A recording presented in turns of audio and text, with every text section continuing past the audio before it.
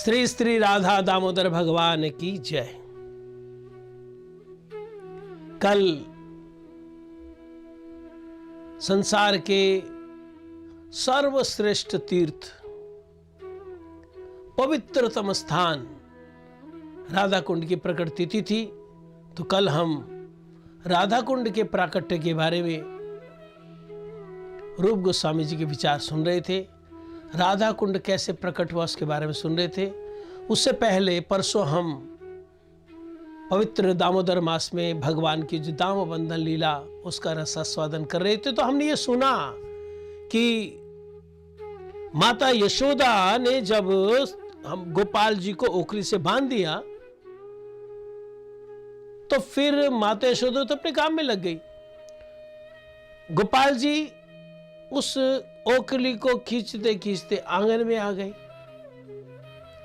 अब चैतन्य चरितामृत लिखा है कि कविराज गोस्वामी जी कहते हैं, एक काज करे प्रभु करे पांच सात। भगवान एक लीला करते हुए कई तरह की उसमें जीवों का, कई तरह के भक्तों का सुख देते हैं, कई तरह के भक्तों का कल्याण करते हैं।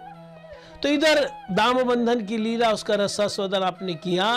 अब आगे की लीला उस ओखली को खींचकर भगवान ले गए उन यमलार्जुन वृक्षों के पास जिन कुबेर पुत्रों को नारद जी ने अभिशाप दिया था और अभिशाप से जिनको वृक्ष बना दिया था। जब वो गिड़गिड़ाए नारद जी के आगे तो उन्होंने, नारद जी ने उनको कहा, ठीक है अभी तो मैंने अभिशाप दे दिया तुमको, भगवान कृष्ण द्वापर युग में आके आपका कल्याण करेंगे। नारद जी की बात को सच करने के लिए भगवान कृष्ण उस ओखली को खींचते खींचते खींचते रगड़ते रगड़ते खेली खेल में वहां पर ले आए जहां पर वो यमलार्जुन वृक्ष थे। भगवान ने अपनी ओखली को इस तरह से किया कि वो ओखली दोनों पेड़ के बीच में फंस गई। यानी कि भगवान कृष्ण दोनों वृक्षों के बीच में से निकल आए तो ओखली फंस गई। सर्वशक्तिमान भगवान को क्या कर रहा हो, जोर भी लगाने की, हल्का सा भगवान ने झटका मारा, इतने बड़े बड़े वृक्ष थे, तर तर तर तर तर गिर गए। हजारों साल के वो वृक्ष तर तर तर तर करके गिरे। जैसे वृक्ष गिरे उनकी तर तर तर तर गिरने की आवाज आई। सखाओं ने दूर से देखा, हाय कन्हैया के ऊपर वृक्ष गिर गए। फिर देखा कि कन्हैया मुस्कुरा रहा है, भगवान कृष्ण मुस्कुरा रहे, दोनों के दोनों वृक्ष गिर गए। फिर सखा लोग देखते ये क्या हो रहा है। उन दोनों वृक्ष से वो देखते कि देवता वहां से प्रकट हुए, स्तुति करने लगे। यानी कि वो जो कुबेर जी के पुत्र यमलार्जुन भगवान का धन्यवाद देने लगे। बोले इतने साल से हम नारद जी के अभिशाप से ये वृक्ष रूप में बने थे, आपने हमारा कल्याण किया। बहुत स्तुति किया। भगवान ने उनको आशीर्वाद दिया और वो चले गए, वहां से लुप्त हो गए। ये जो तड़तड़ तड़ता का शब्द पूरे गोकुल में गूंज गया, ब्रजवासी दौड़े, सबका ध्यान कृष्ण की ओर। कृष्ण को तो कुछ नहीं होगा, कृष्ण को तो कुछ नहीं हो गया। जिधर से आवाजें, जो जिस अवस्था में उसी अवस्था में दौड़े सारे के सारे। माता यशोदा भी दौड़े, नंद महाराज भी दौड़े, रुक्मिणी भी दौड़ी, सारे दौड़े उधर को। नंद महाराज वहां पर पहुंच के देखते हैं कि दो बड़े बड़े वृक्ष वहां पर गिरे हुए हैं और ओखली से बंधे हुए उनके गोपाल जी हैं। भगवान ने ऐसा चेहरा बनाया हुआ जैसे वो डर गए हों, वो वृक्ष के गिरने से भयभीत हो गए हों। नंद महाराज जी ने उस रस्सी को खोला, जैसी रस्सी से खोला ओखली से अलग हुए कृष्ण बस नंद महाराज के गोद में चिपट गए, जैसे बच्चा डर के चिपट से गए। तभी माता यशोदा जब वहां पर आई तो नंद महाराज ने उनको बोलना शुरू किया, तूने बच्चे को ऐसे करके बांध दिया, अगर ये पेड़ हमारे लाला के ऊपर गिर जाते तो फिर क्या होता। थोड़ा डांटने लगे। श्री कृष्ण ने इतनी जोर से जकड़ा हुआ अपने पिता को जैसे डर से कांप रहे हो। लेकिन जब नंद महाराज ने यशोदा को डांटा तो कन्हैया को लगा कि मैंने अपनी लीला संपादन करी और मेरी माँ को डांट पड़ रही है। तो भगवान कृष्ण इतनी केयरिंग नेचर है भगवान की, हर एक का पूरा पूरा भावनाओं का भी ख्याल रखते हैं।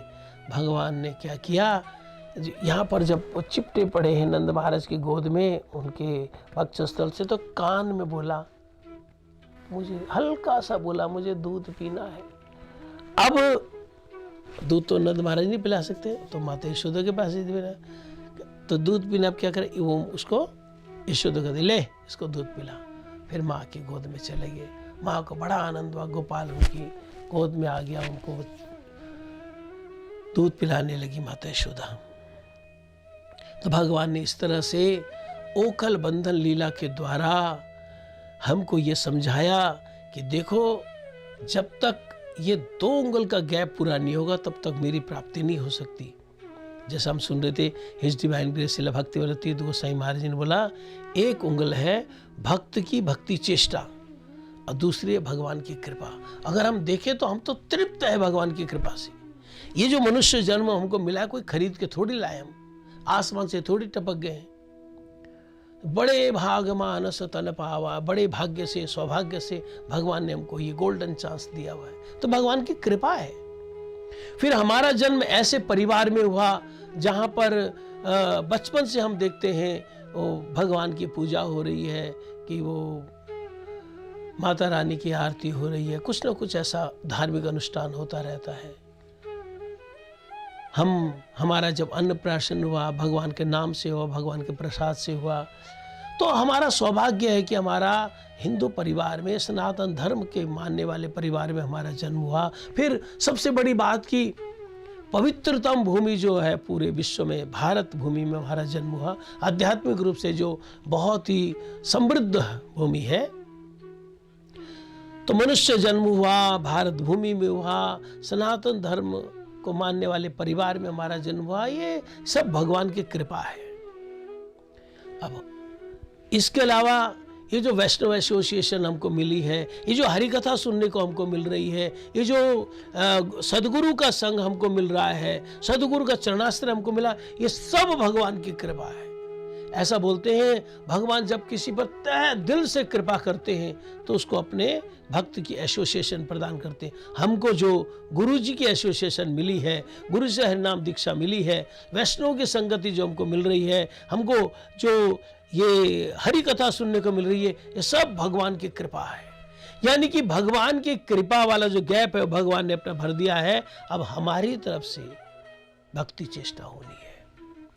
तो भगवान ने अपनी इस दाम बंधन लीला के द्वारा, दामोदर लीला के द्वारा, एक तो हमको ये समझाया कि साधना करें निष्कपट रूप से।